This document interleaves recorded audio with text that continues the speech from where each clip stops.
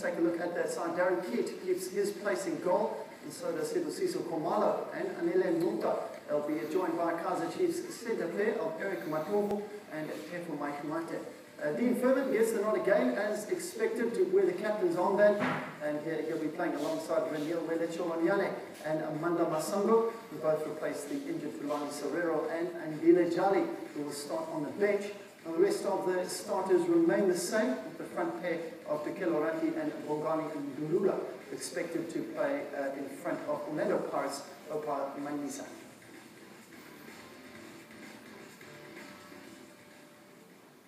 Well, it's that big match tonight. I guess it's more important for Nigeria than it is for Bafana. To chat more about the big game tonight, I'm joined in studio by football analyst Neil Collins. Neil, appreciate your time this morning. I guess, as I said, Nigeria are more under pressure than we are. Oh, massively. We're top of the group. We've won the group. I can't believe if you said to Gordon Iggesund or to Sheikh Sushaba or Danny O'Donnell, we're going to go to Nigeria, we're not going to have to win and we'll top the group. It's delirium time. Let's never forget that. All the way through this discussion, remember, Sheikh Sushaba has won the group for us. Okay, so we may have some criticisms of his actual selection today, and maybe they'll lose tonight because there's no pressure on South Africa to win.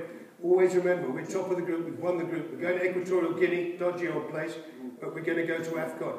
I'll get on to that. Let's talk about the sort of, do you see as some of these replacements as controversial? Yes, of course. I mean, Sheikh's has been controversial all the way through this. I mean, to put Senzo Meiwa in goal and make him captain ahead of Darren Keat in the first place was unbelievable. But look what Sheikh's has been through. Sheikh's has been through Ebola, he's been through Itumele Kune getting injured, he's been through the murder of his captain, he's been through Maima Schlangen, now banned for life, Ayanda Patosi missing his flight, and Conker getting injured, and then calling Kamahela Makocha heavy when he's one of the best players in Holland. It's unbelievable what Sheikh's does.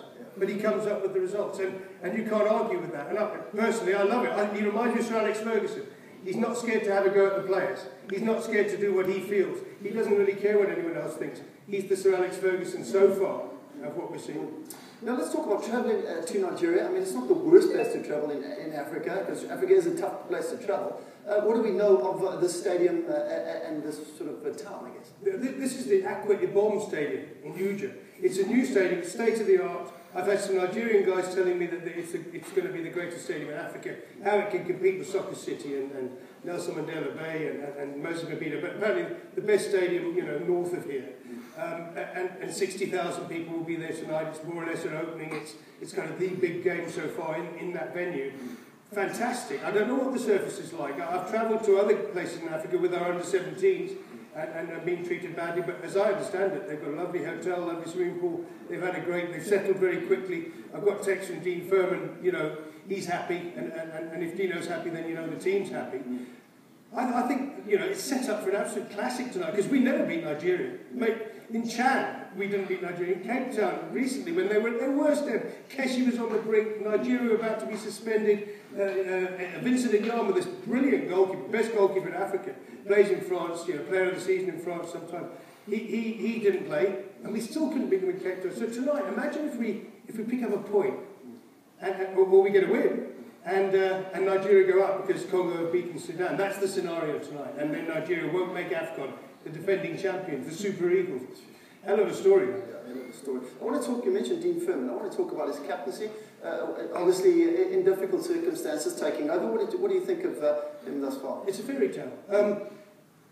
He came in as a brief 2009, Joel Santana was on the bench, Dean Furman. At the time, he just left Chelsea and he was at Oldham Athletic, I think. He was doing quite well. But then, as he started to decline in English terms, and Oldham weren't playing him that often, Thomas Madigagi, the late Thomas Madigagi, I'm told, phoned him and said, look, are you still interested in playing for Bafana? And he said, yeah, of course. He left here when he was about 12. His dad's a dentist in North London, young Jewish chap. Fascinating. It's a fairy tale, this story, because I keep getting messages from Doncaster fans saying, well, hold on, Dino plays in the third flight in England. He gets booked a lot. He hits the tackle too hard. He's not a big guy. He's like the mini Frank Lampard in Doncaster. Doncaster's like a smaller version of Pofadder, somewhere like that. It's a little town in Yorkshire with a little football team that goes up and down, depending. And here he is, captain of a side that's qualified, unbeaten for AFCON, top of the group. He's playing in front of 60,000 crowds. It's a dream come true for his father, Ronnie, and his mum both text and phone all the time to say, how's it going? Because they can't get over it every game. So it's a fairy tale for Dean Furman. It's also a fairy tale for South African football. At a time when we, for love or money, can't really get the transition we want in our cricket and our rugby, football is happy, and always has been, since, when I was first year in the 70s, always happy to be the first, the pioneers, to break any stereotypes. And that's what we've done with Dean Furman. It's fantastic that he's captain. It's fantastic that Darren Keats coming and played so well, although he did concede a goal in goal. But no one worries. In football, it doesn't matter. If you're good enough, you're there. In rugby and cricket, you sometimes look at the situation and you think, But, I like what Shakes has done, generally. It is less than 2 months until AFCON. I mean, it's unbelievable.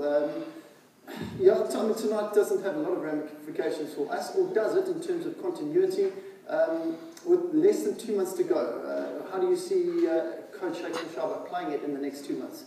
Well, tonight, let's just take tonight in isolation. If we can get a draw tonight, which I think will happen, the hashtag is bring back our point, after all the crap we've been through with Nigeria, the terrible problems that Nigeria have had, not just on the park. You know about all the stuff off the park, Boko Haram, the things that have gone on, and then in terms of South Africa, they're bringing back the bodies over the weekend.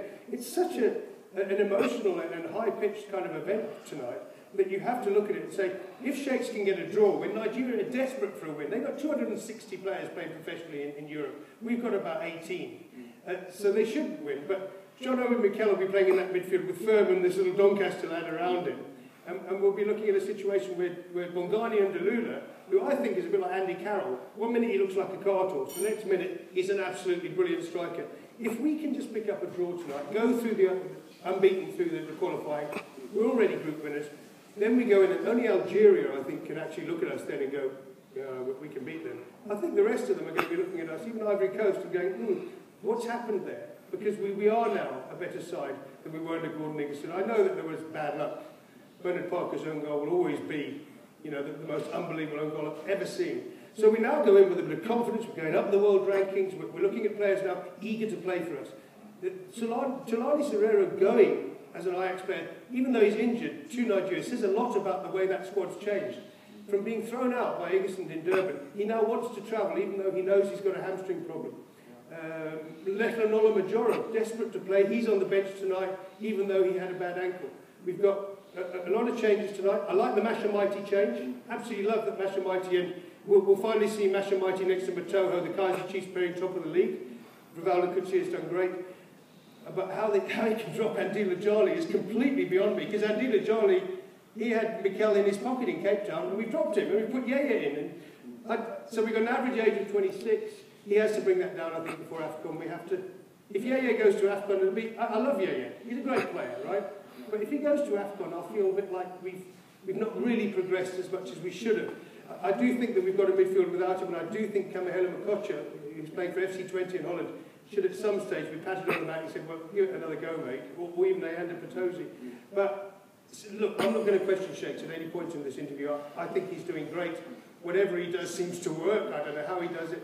And for me, just one big point I want to make. When Tequila Ranti plays for Bournemouth, he isn't even in the first team. They could go up to the Premiership next season. When he wasn't doing well that first half hour against Sudan, and we were a bit flat, I watched Shakes Mashaba really tear into him. F's and B's.